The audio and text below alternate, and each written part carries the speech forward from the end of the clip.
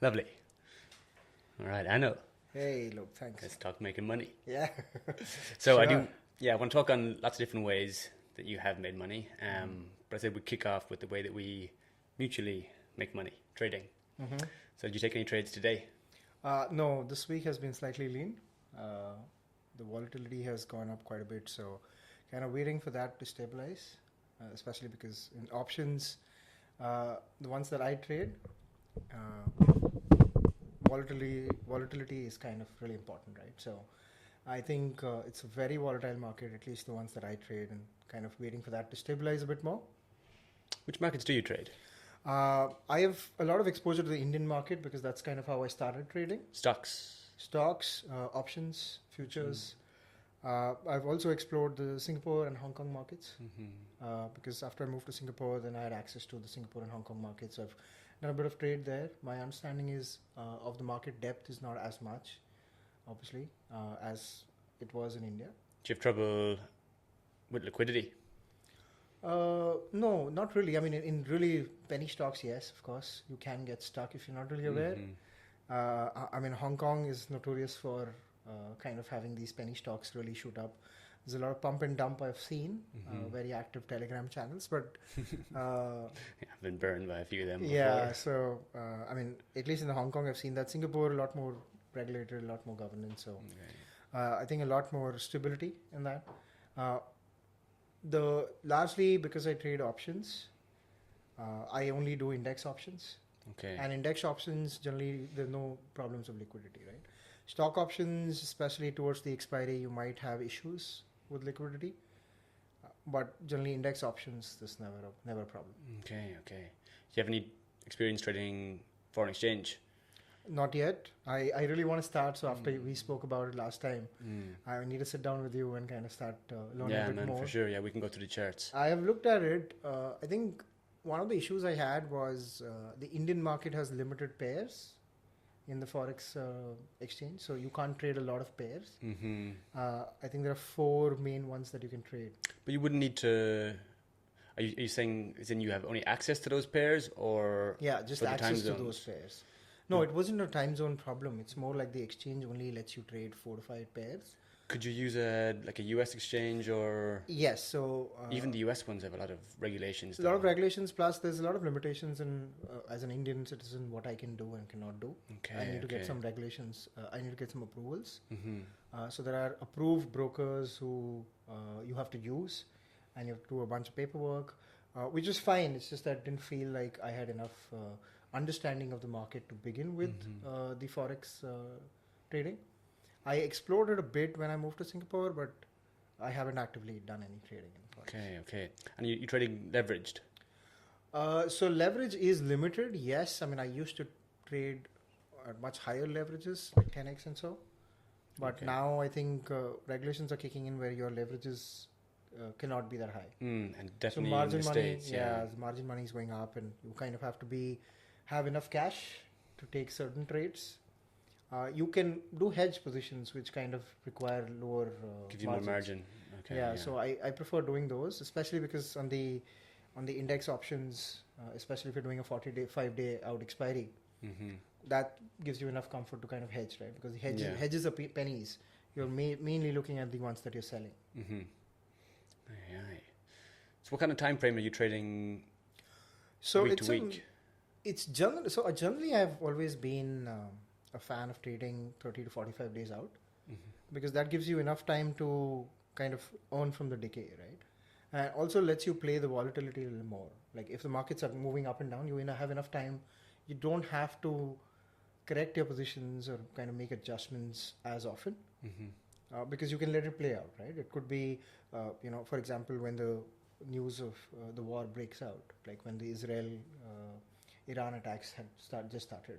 Mm-hmm. At that point, the market kind of reacts negatively to it. It would tank 0.5% to 1% in a day. But you know that probably it's okay. You don't have to go in and adjust because you're 30-day outs, 45 days out, right? In those Okay, positions. okay. So it does give you time. Of course, if it continues to slide, you have to make those adjustments. I do, of course, we spoke about, I do like intraday. I Mm-hmm. look at like trends where I can capture, some kind of percentage points on a trend. Those I would do 3 to 4 times a week sometimes. Okay. So So yeah, I mean, regularly. I've been a little quiet in the last week or 10 days, like I said, because the volatility has been like really spiking in the Indian market. Mm. But I generally find opportunities where if you can capture a 30 to 50 point change in a index option, that generally is enough to kind of make good money in that day, right? So Completely. it's obviously very high risk. So you cannot deploy a lot of capital. You Mm-hmm. stand to lose a lot. But there's you just want to look at whether the trend is in a direction that you want to take a bet on, Mm-hmm. and it's going to continue at least for the next 15 to 30 minutes, right? Mm. If that happens, you can capture 30 to 50 points, and that's obviously relative. So when I say 30 to 50 points, we're looking at probably 2 to 4% Mm-hmm. on a Okay, so on a it's- capital perspective, and so then you so can it's you can size exit, trades, right? yeah. You can exit if you think, and then always trailing stop loss, of course, right? So Mhm. as the market moves, you trail your stop loss, so you've captured the reward. Mm-hmm. What kind of If risk it are you re- talking? 1%? So I would typically get in at least at 1:2, 1:3, right? I mean, my upside needs to be worth that much. Okay, yeah. Again, I think Indian markets are not as mature right now, and I'm not by no means a very experienced trader, right? I'm learning, but I've been doing this for 5 6 years. I feel that Indian markets are maturing, and so expiry day volatility is still very very high. Like the uncertainty is very high, so you have a lot more risk on those days. But obviously, also you have a lot more reward. Mm-hmm. If you understand what's happening on expiry day, it can be extremely volatile, and I think that can play into your hands as well. I've seen options which were like pennies, like become 10 15x in 15 minutes Jesus. because the volatility is really high in the last few couple of hours, right? Mm. Again, like I said, Indian market is still kind of not as mature as compared to say a US or a Western market, Mm-hmm. and so it carries with it a lot of risk in these strategies, but can give you like good upside Right. if you play it right. Have you traded any of the US indexes? Not yet. I think access was a problem earlier. Okay. I tried opening an account earlier with Interactive Brokers, but that didn't kind of work out. Those paperwork that I couldn't complete because I had then moved to Singapore, and so then they needed separate set of documents. I have access now through my Singapore account to US, but I haven't really done anything there. Yeah. Some of the US indexes move. It's insane. Yeah. Yeah, I've kind of pulled away from indexes Oh. more so now. So are you just doing stocks now? Or? Just currencies. Just currencies. Currencies, gold, and I monitor the SPX. Okay.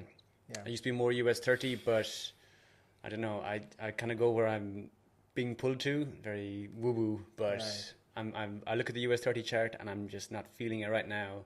Okay. SPX, it's Right. calling me a bit more, but gold is my favorite. So how's the experience with gold? Because I've never looked at gold at all. Very, very up and down. Okay.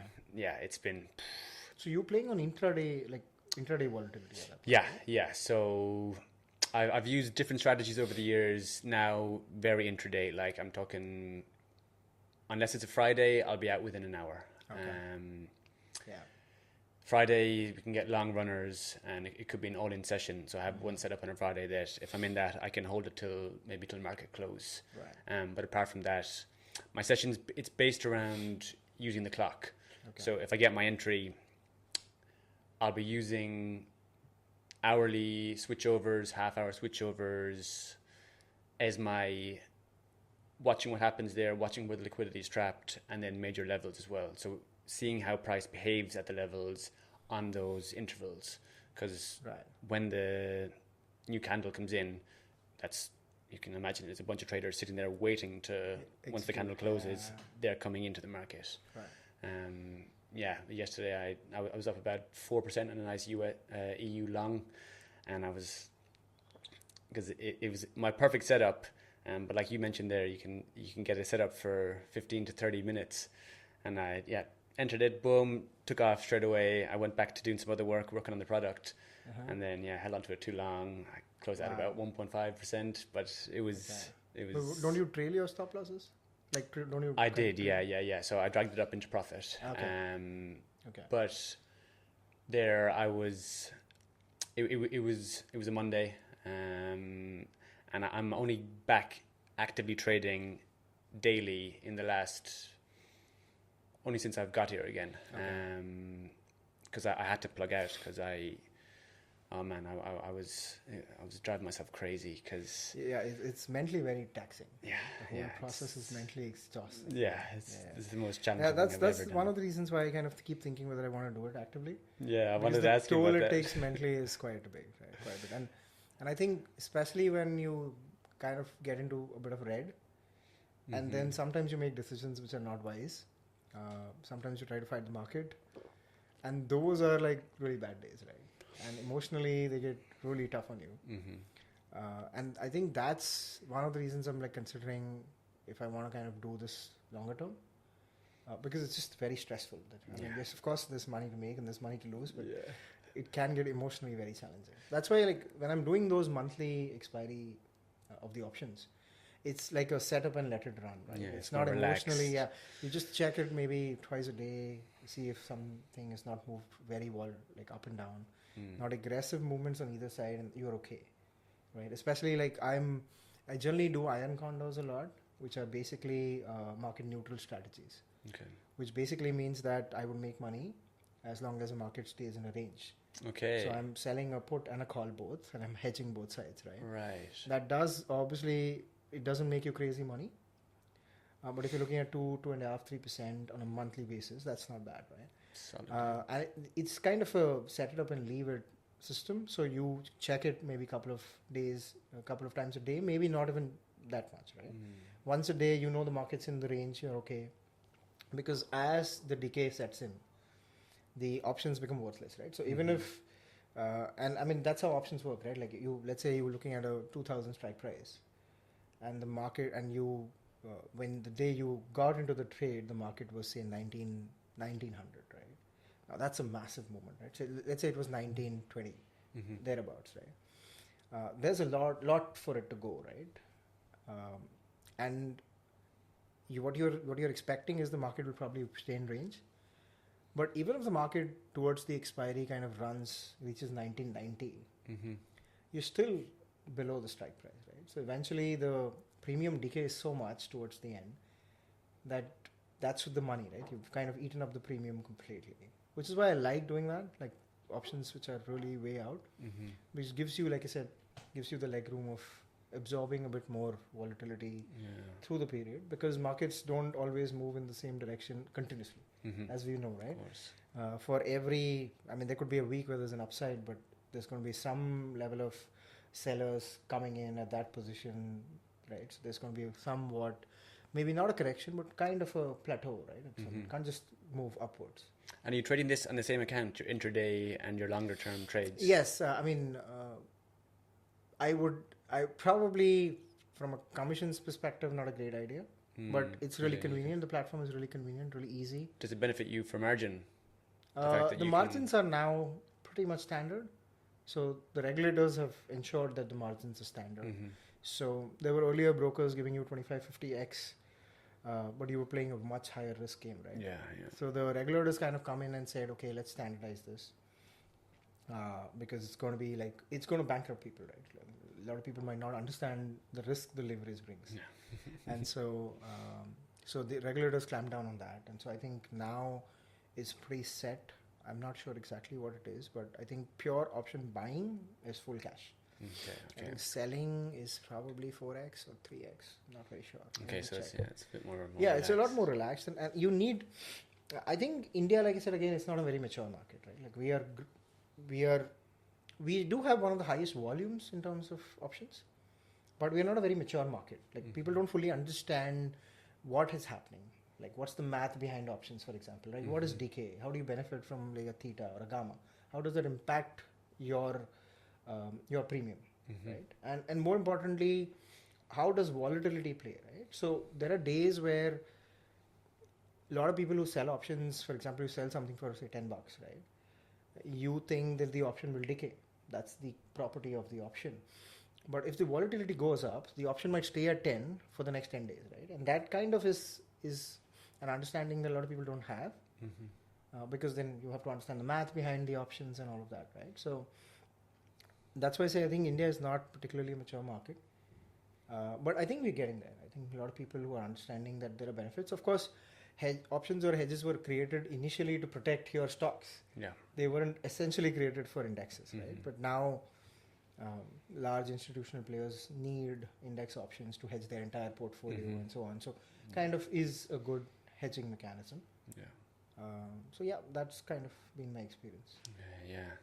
Yeah. Leverage trading. It's a different animal. It's a two-edged sword. Yeah. Right? It's a two-edged sword, and you can cut yourself really bad. Yeah. Yeah.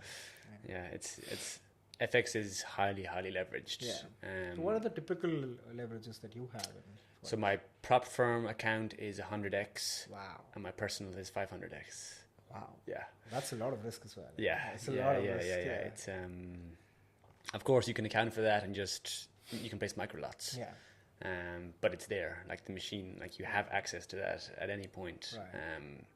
Which is why so many people blow up and why it's it's wow, that's understandable. Yeah, that's a lot of leverage. keeping people loaded guns and absolutely, it's a loaded gun. It's like a free range. Yeah. You just go shooting and you don't understand what you're doing. Often, Completely. right? Yeah. Are you familiar with the prop firm space, like proprietary firms?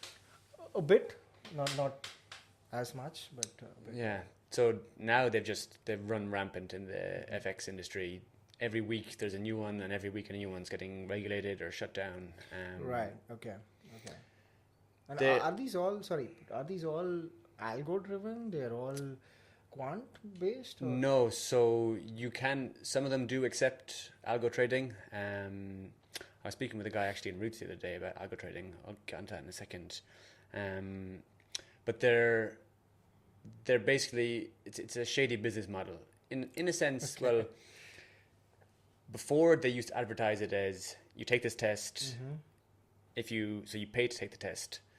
You need to get 10% in a month. So if you can do that without going below 5% in any single day or 10% in the whole month, then we give you access to the capital for a profit split. Right. And the profit splits are like anywhere between 90-10 to 70-30. Okay. So it's like a dream come true. On paper, like you pay £500 and you get access to £100,000 capital with 100x leverage. Wow. But the tests for getting the access to the account has got like a 90 plus 92-93% fail rate. Okay. So the business model is they take money from people buying the tests. That money is what they then use as the liquidity to pay out the few people that pass the test and actually succeed trading. Right. So they don't give you a live account, they give you a demo account, and if you actually do trade the live markets and make a profit, they take the money from the losers and they pay you out. So it's like a Ponzi scheme. Yes, Almost a Ponzi in a scheme. sense, yeah. Now they're open about it, and now they say this is what we're doing. Okay. So now everybody knows it. Wow. But the few big players, it was like a big thing when it came out. It's like, oh my god, these are demo accounts, or not? Because it says live account. Right. Oh, okay. But Wow. now they say demo account. Right. So then regulators are going to clamp down on these, right? I mean, these are Yeah. clearly scams. Yeah. And in the sense that it's genuine, if you do make money with them, you will get paid out. But if you got too many profitable traders, all it takes is 1 month for you have 10 hotshots that come in and fucking kill the market. Your liquidity's gone. Right. That means there's not enough losers there. Cash flow's gone, and then boom, everything shuts down. Right. I've had my friend was out in Bali. He was trading. He was up 5%. So on for the month. That happened. Liquidity issue. Boom, account gone, and then he just loses. Yeah, Wow. thousands gone. And like you've worked and they have an evaluation phase, and then first the test phase, which is usually about 10%, and then evaluation of about 5%. And that could take you have 30 days and then you have 60 days. So you could spend 3 months on this process, getting access to the capital. Right. So he then did 1 month test, second month evaluation, third month live trading, was up 5%, and then all got taken away. Wow. And then he doesn't have any capital and he doesn't have any profit. So it's, Wow. yeah, they are a godsend in a sense that if you are actually able to stay consistent with a strategy, if you can keep your cool, you can invest £200 and have access to unlimited money, let's say. Right. if you can get to the point where you're successfully doing that. So in a sense, it offers an incredible opportunity for like people who would never have the opportunity to, whereas before you'd have to save up 20 grand if you wanted to have any kind of chance of using that as your main source of income. It does offer that, but it also has shifted the industry so much that like I also have other friends who've just spent thousands and thousands and thousands on these challenges. I myself have bought multiple. But yeah, it shifts the mindset. People think that they start thinking that they get access to hundreds of thousands, and then it just it messes up everything, and it messes up their timeline, and you can keep people looping for years. But yeah, they're there, and they're I think they do more good than harm, but they can be dangerous. But for me, I find when I trade them, I'm in a completely different mindset. I prefer my own capital because it doesn't have. I guess it's just trauma from these tests. It's brutal, man. It's brutal. It's just like the month starts, and then like each week that goes by, each day that goes by, because it's timed. Right. Every day that goes by, you think I need to place a trade today. I need to place a trade. Right. So it puts you in that I have to make X amount of money, and I have to do it before this time. Right. It's the two things you shouldn't be thinking when you're trading. You should be focused on your setup and being patient. Yeah. I think that's what I was thinking. That the best traders are the ones who often don't take the trades. Right? Yeah. What's that saying? If traders learn to sit in their hands 50% of the time, they'd make a lot more money. Yeah. Right. Yeah. And so I think kind of seems counterintuitive to me. Yeah, it puts forcing you to total, take a trade, and also there's a time to it, right? Yeah, it's everything you shouldn't be experiencing as a trader. Wow. Okay. Yeah, so for me now, I'm more trading the personal account. But as the capital grows, that will come with extra stress, and then I'm also exposing myself so much more. Of course, yeah. Of course. If I've got 500x leverage and I've got all my money in there, that can be gone like that. That's a big risk. Always a big risk. Yeah. And you break any of the rules, the account's gone. Like I was over in South America trading a prop firm account, woke up after a night out, should have been just pushing buttons when I shouldn't have been near it, ended up violating, so I had open positions and I wasn't keeping track of my float, and I went over the daily loss limit, and then boom, the account's gone. Wow. Then in a emotional rage, I put most of my spending money into an account, and then within 20 minutes, all my money almost in the world was gone. That's the problem, right? The emotional. When you start fighting the market, right? And it's more emotional driven than mental. Like you're in a rage. Like you should be nowhere near the charts. Yeah. And yet you have the potential to. Right. It takes 5 minutes. Right. And everything can be gone. Sometimes you just want to kind of shut your laptop. And those times, that's when you should shut your laptop. Yeah. You do eventually. Yeah, but it's a little too late sometimes, right?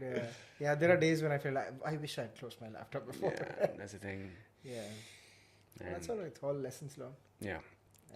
Yeah, that's part of why the product I'm building now is why I want to have everything streamlined, and so that those kind of trades don't happen. That I want to.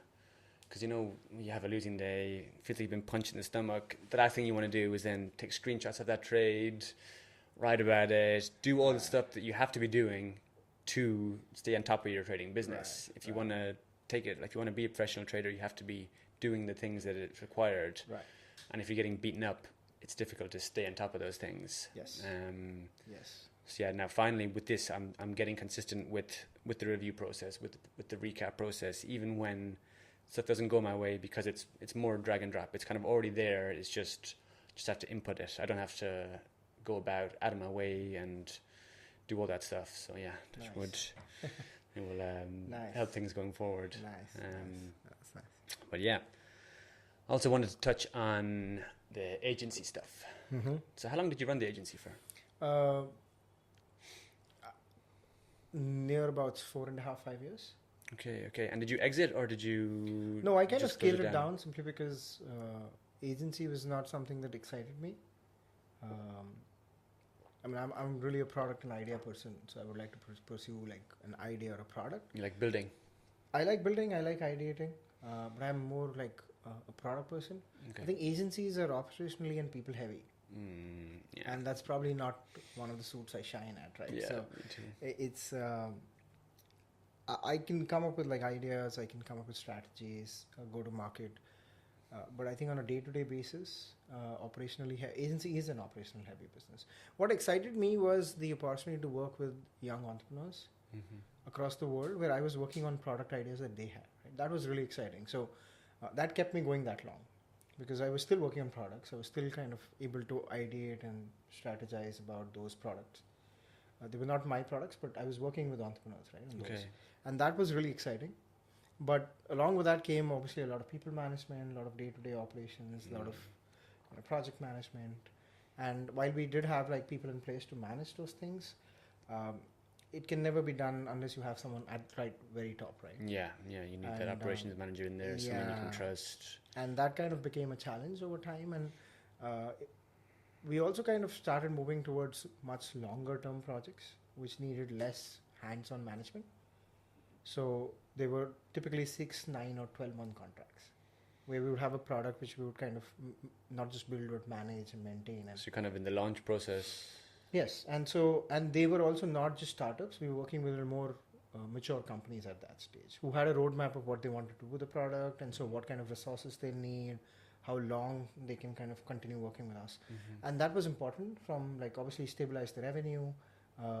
We could plan for exactly what kind of resources we needed for that duration, and so on and so forth. So we kind of moved as towards the end of our agency, we moved towards working with just a handful of clients on longer term projects. So did you start off yourself and then? Yes, I actually started off as a hobby. So after I closed down my last startup, the second one, I wanted to explore how I could build the products myself, right?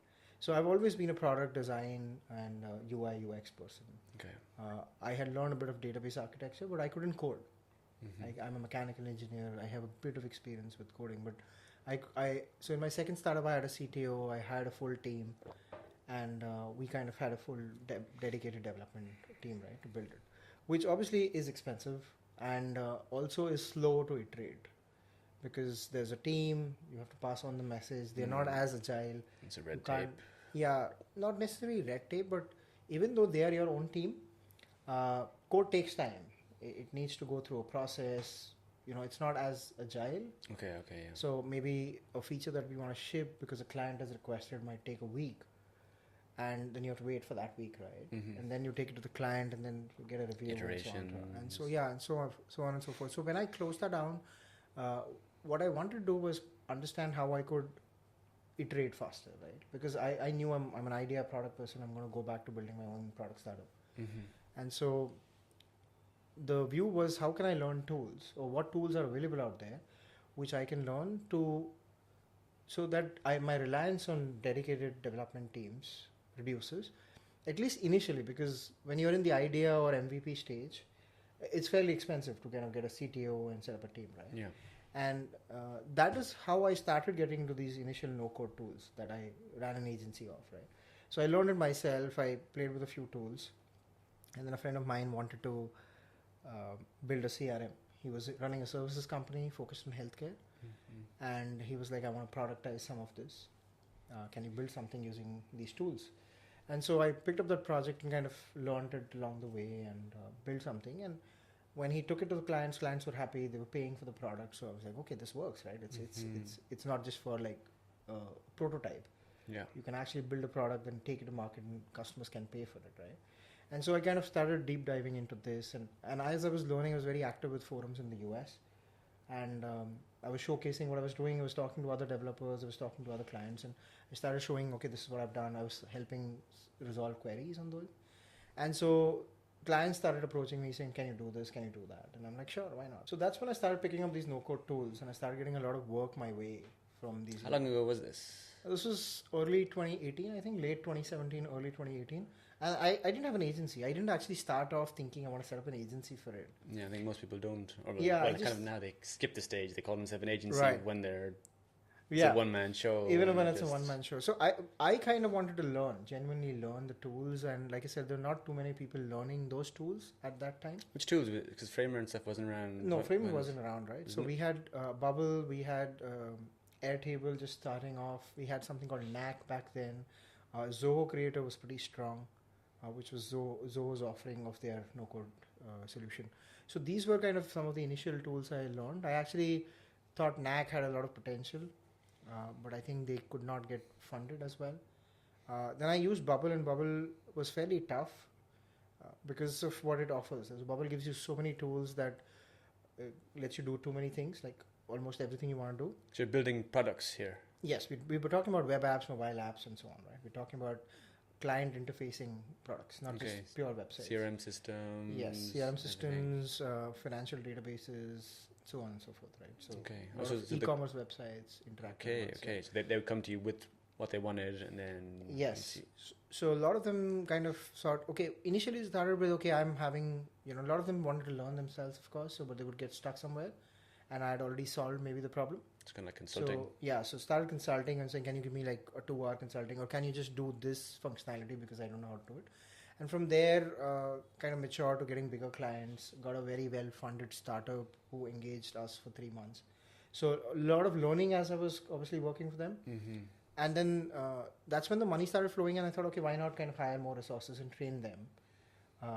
Because we had projects for 3-4 months now, right? So that's how the agency kind of shaped up, where I started hiring people at that stage. But I thought, now I can grow this because the money's coming in. There is demand for it, and there's only so much I can do alone, right? Mm-hmm. I never wanted to kind of just fight the battle alone, keep taking projects as a freelancer. So I started hiring people. Of course, no code, nobody really was skilled on that. Yeah. So the challenge was to hire people and train them. Through Fiverr? Or you do it in person? No. So we would hire them in colleges in India, freshers. Okay. Bring them on board, have like a 3-month probation, a 1-month training program. How did you source them? We would just put them on Indeed. Okay. Or Naukri. There are local websites in India that we would post the jobs. So a lot of them would apply, and then we'd start kind of shortlisting them. Okay. Because the skills didn't really exist. Like I couldn't do technical assessment because no one would have the skills, right? And so we would do like basic aptitude tests and basic communication tests. Wanted someone switched on so they could learn quickly. And then we would take them through a 3 to 4 week training, right? So they would obviously not create any value in the first 4 to 6 weeks. I could not put them on client projects. But I did that. So I spent a lot of time training people on these tools. And Bubble is what we kind of narrowed down because one of the capabilities, like really strong capabilities, and this was 6-7 years ago, right? So back then it was it had a lot more limitations. Now it's evolved to kind of do a lot more. It's much stronger. I think the responsive engine was way poorer then. So it's a lot more challenging building responsive apps and all that. But we stuck to that because one, it has a very active community. So I was engaging with a lot of people who wanted to do Bubble work, right? So there was a lot of work coming away in that tool. And then the other thing was, what we saw in Bubble was the potential that it would kind of, the team is so active and kind of pushing updates and listening to the community. I kind of saw that Bubble would probably outlast most of the other ones, right? Okay. And so that's why we kind of focused a lot on Bubble, put our energies, and kind of Bubble has shown that it has stuck around. It's one of the biggest no-code tools now, probably the most capable tool, I would say, in no-code. Like I would say 90 to 95% of the apps that we interface with on a day-to-day basis can be built on that platform, right? Oh, okay. Obviously, database scaling is a challenge, and that is a challenge for even regular coding products, right? So your infrastructure scaling on the back end, where you have, let's say, 1 million users concurrent. So concurrency is a big thing in tech, which means how many users are concurrently using a product. If you have 10,000 coming into your product, logging in a day, that's not really high volume. Okay. But do you have 10,000 a minute, a second? That becomes kind of challenge. So infrastructure has to scale in tech. And that is true for no code is or code, right? So there's no difference between that. So you can scale no-code stuff to those serious numbers. Earlier it was a problem. Now they have building capabilities. So Bubble is hosted on AWS, so they have the database scaling capabilities that AWS offers. Okay, so they have the code already there that you Yes. can utilize. So they have done a really good job in scaling. They had some issues in terms of operations, how many operations you could do. Like if you wanted to change or update 1 million records, that was going to take time. But now they're coming up with updates where that should happen in a few seconds. No. So the improvements that the team are kind of pushing are great, and so that's the reason why it's now the number one no-code tool. And so those challenges that existed before are kind of more or less overcome now. There's still applications if you want to build something with deep tech, you want to do something, for example, biometric facial recognition apps, which use a lot of algorithms, then probably these no-code tools are not going to be suited to your application. But mostly if you're building a chat messenger, if you're building something like a social network, if you're building an e-commerce website, CRM, all of those can be very well handled by these no-code tools. Okay. And so that's the reason why the demand is going up, because these no-code tools are cheaper, faster to build, easier to maintain. And so why would you then go and pay a developer? Developers, to a whole team. They're expensive. You don't need dedicated like back-end, front-end. And so a lot of things are easier on no-code. So what's the main reason that you'd hire a skilled developer team? I think Customization? one big reason is legacy, right? So a lot of organizations build code bases from years, especially banks, for example, right? A lot of the banks still operating on .NET. Now, shifting an entire code base from .NET to a new system at that scale is a big challenge, right? And But so let's say for a new project. for a new project, I think a lot of companies internally also are using no-code tools. They're very open to using no-code tools. In fact, there are also enterprise-level no-code tools. And there are a few that we looked at, and there is a separate market and demand for that. So enterprises also want to work with no-code tools because they also understand it's fast, it's agile, teams have more freedom to kind of push updates. So there are a lot of no-code tools which are enterprise focused. They're obviously much more premium. They have different kind of security measures. Their infrastructure is different.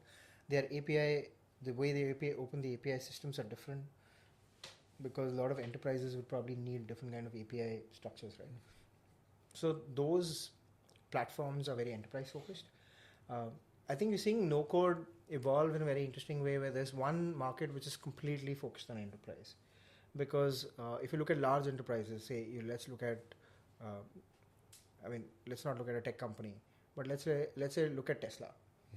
And Tesla has a marketing department, and the marketing department wants a CRM to automate some functionality, right? Now, if they were to go to, say, a Salesforce, right, or an SAP, which probably large enterprises use, it's going to be a lot of time to implement what they want to do, what they want to achieve. What, integrate all of their data into the CRM? No, not just enter the data, but functionally their teams would have certain requirements, right? So then you have to customize Salesforce or SAP based on the functional requirements. Okay. Now that doesn't happen in a short time. You need a functional expert, you need a technical expert. There's a lot of development that goes into the large enterprise grade systems.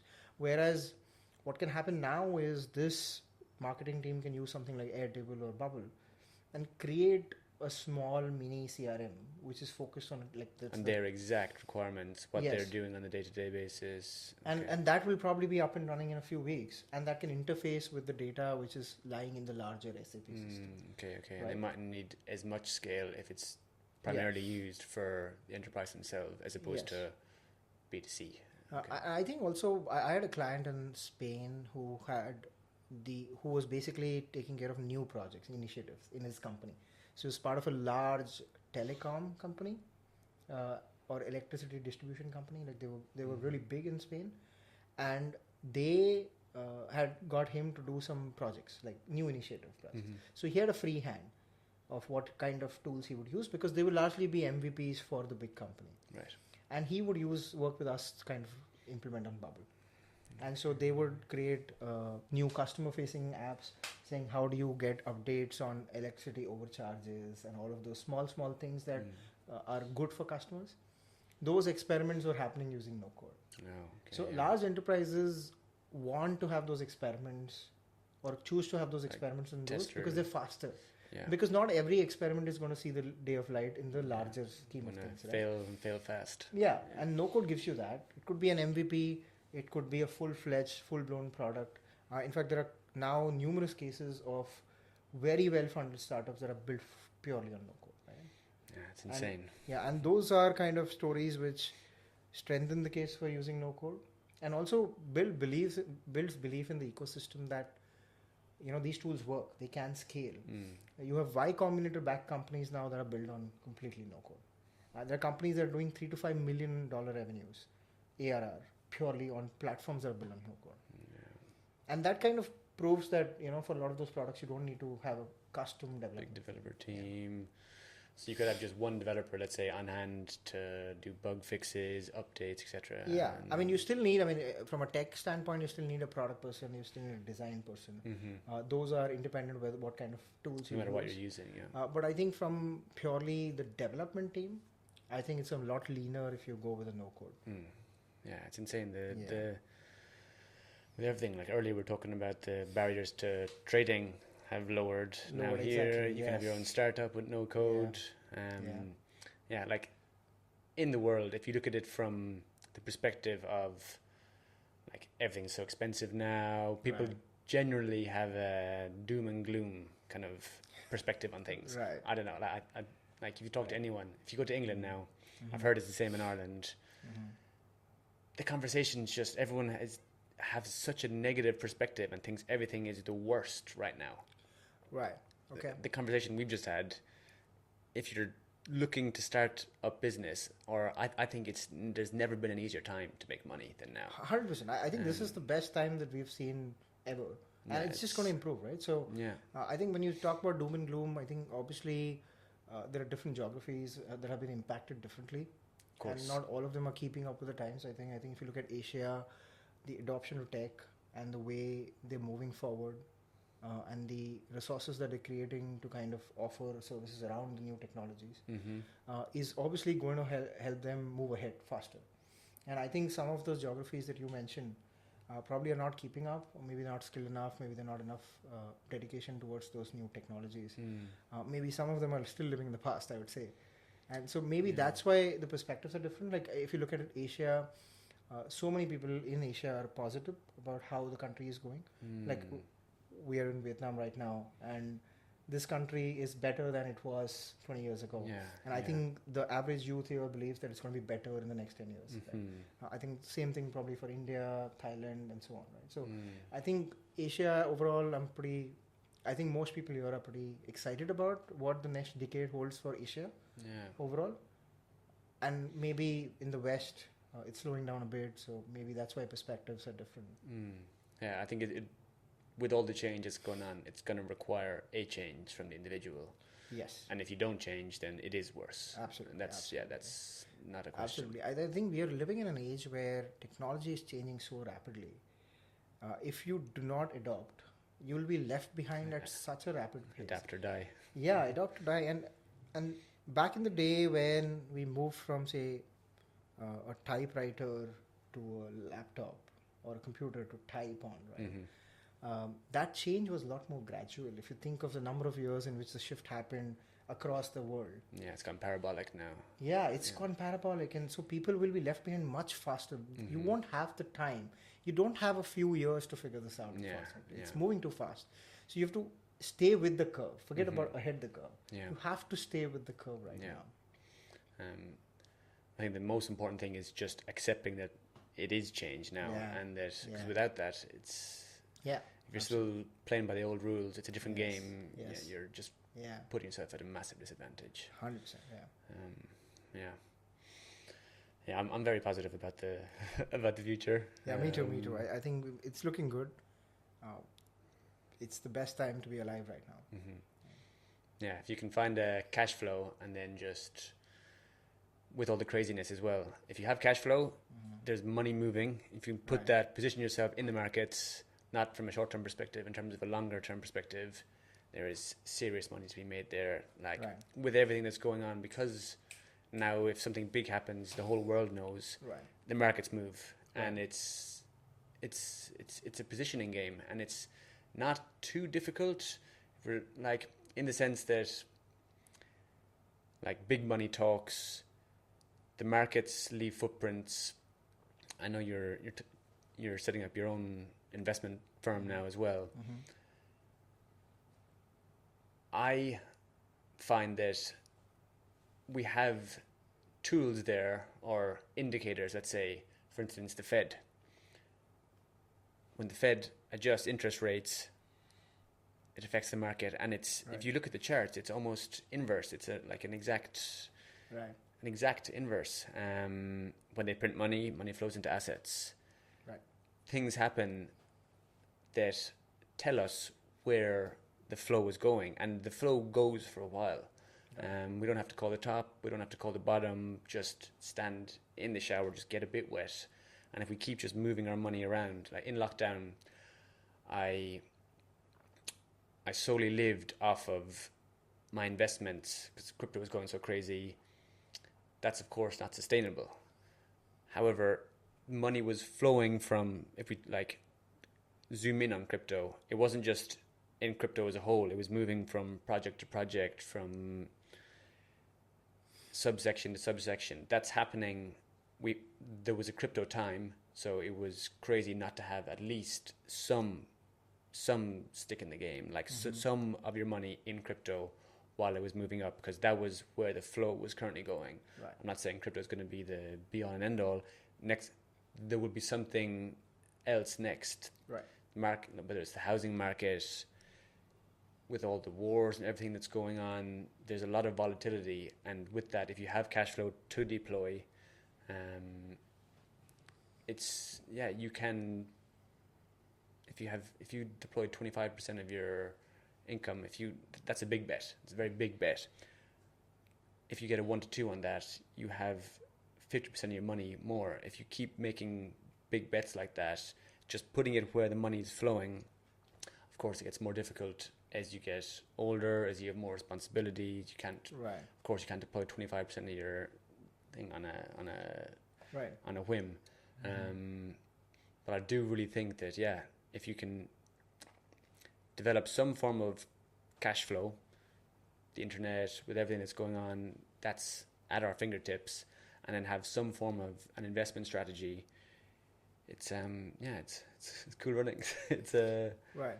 So just on that point, right? So I think the average Joe, the average person, is probably one doesn't have the skill, capabilities, or the time to actually be on top of what's happening in the market, right? So, especially people who are in a job and all that, right? So I would say it's important for people to also have passive sources of cash flow. Something that we spoke about last time, which is what my investment firm is going to focus on, right? Yeah. So fractionally invest in assets which can create a continuous flow of cash flow. I think that gives you a level of security which otherwise you might not have, right? And these are obviously, we're talking about much less risky assets. What has happened in the past is, like you said, the big money has always played the game. And the common investor doesn't get a seat on the table. And so when we talk about these assets, we could have real estate obviously being one of the biggest asset classes, but there are other assets that investors would invest in. For example, you could have recreational sport facilities that produce cash flow. You can have businesses that produce cash flow. You can have, like I said, you could have vacation homes that are producing cash flow. Yeah, anything, ice cream van, vending machines on a Exactly. smaller So level. there are lots of options. What happens typically for the common investor is they don't know how to get started, and two, they often don't have the quantum of capital required as a whole to get started, right? So a lot of investors take small bets. For example, you could set up an ice cream shop, or you could set up a small business, but that's also limiting you in terms of how to manage it, because you might not have the skill set. Yeah, you're also putting a lot of your eggs in the same basket. Yeah. Right? And I think that's where we're focusing on. So what our idea is, and I started doing this again 8 years ago, was participating with institutional investors using small checks, but collectively it becomes a large enough amount. And that's what I started doing, and I kind of learned, and then a lot of my friends got involved in some of those assets. So acquisition. Could be acquisition, could be short term. We could also do, could also be debt instruments which pay out interest, right? Okay. And so, Like crowdfunding or? not really crowdfunding. So there are, for example, one of the, I'll give you two separate examples from different countries, right? Three actually. One is in India, real estate is obviously has a lot of potential because we need a lot more housing, and so developers need a lot more capital to build those housing. And so there's a new trend that's happening, which is, so traditionally real estate developers used to accept capital from institutional investors because banks were a little wary of lending to real estate developers, simply because regulations were a little lax. Now regulations are a lot stronger, but banks still don't want maximum exposure, right? So what happens is a typical real estate project that could be funded 50 to 60% by the bank, 20% by the promoter, still has a 20% gap. So it will always go out in the market to get some institutional investors to fill that 20%. 20 could be 20 to 40, right? So that typically is a mezzanine range, that it's called a mezzanine debt. Now they don't get great interest rates from these institutional or private lenders. Right? What are we talking? In Indian context, we're talking about anywhere between 15 to 20. Okay. Sometimes higher depending on the credibility of the developer, his past history, and what's the security he's giving as collateral, right? Because there's oftentimes what the basic thing that you get as a collateral is the project itself. Yeah. Right? So I'm giving you 40%, but I need units proportionate to that 40%. Gotcha. But you're still betting that the developer will complete the project. Right? Yeah. What if it's stuck? What if there are delays? So there's a cost to capital always. And so what is happening now is there are regulations which let you securitize this loan and give it out as non-convertible debentures, right?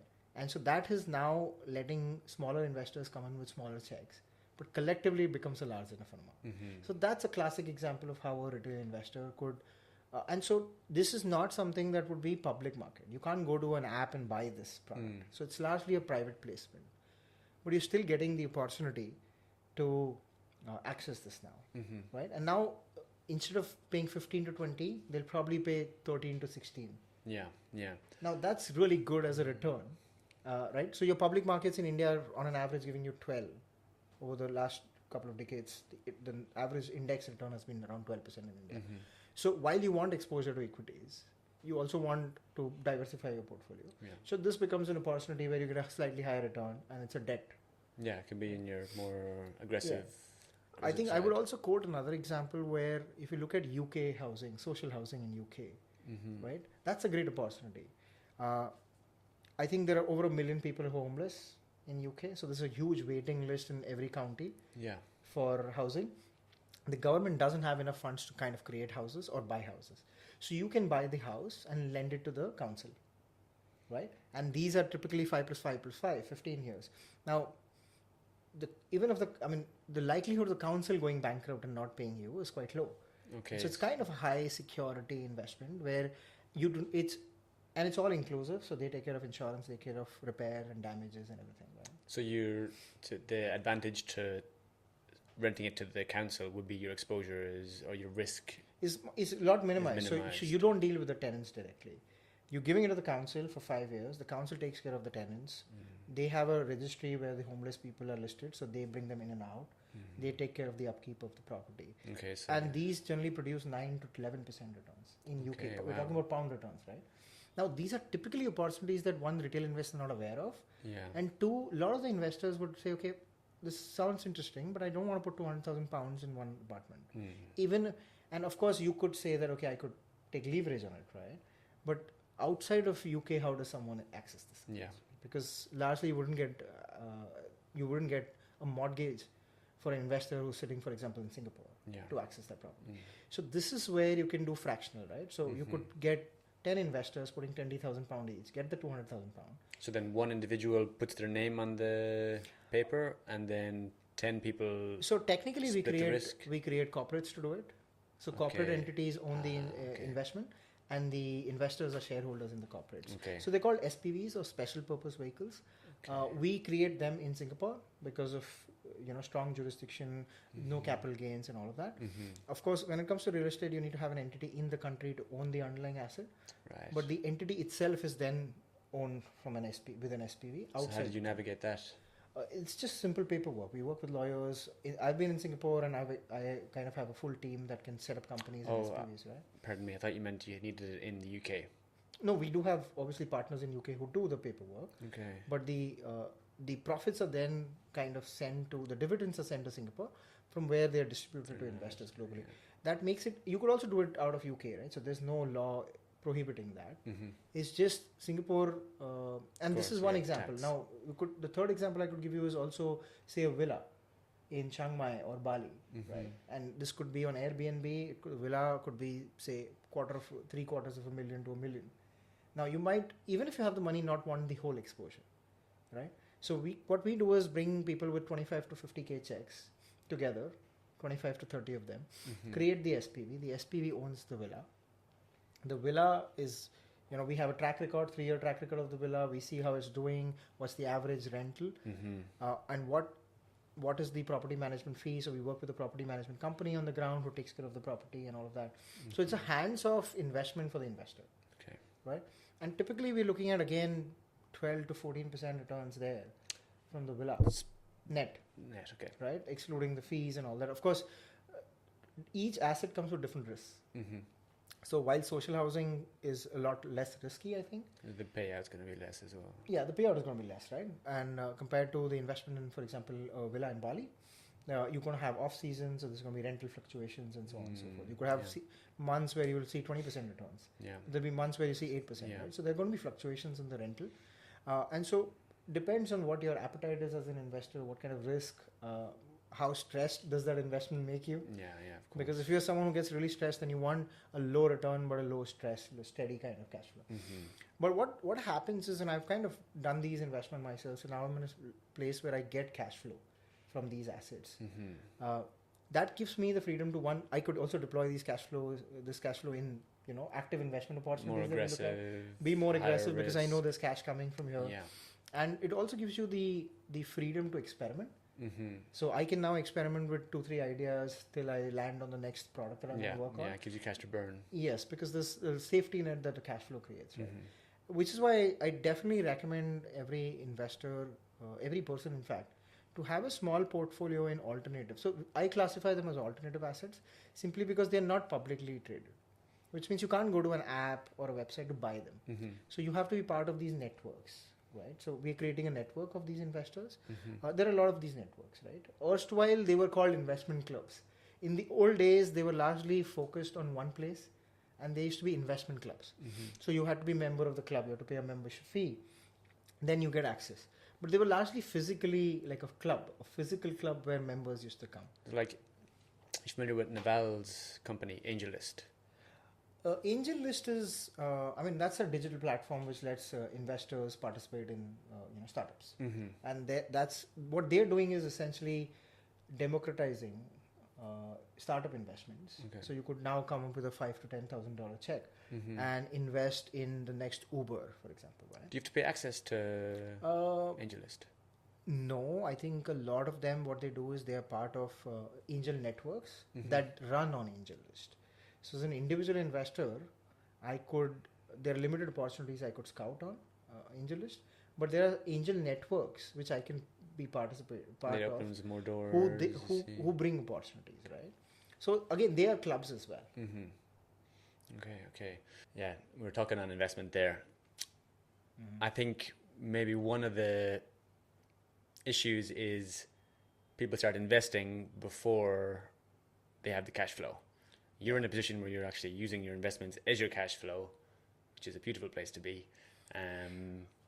However, the initial investment, well, you say the first investment should be within ourselves, right? Elevate ourselves so we're in a position to be able to generate more money, make yourself more valuable, so then you can then provide value in exchange for capital.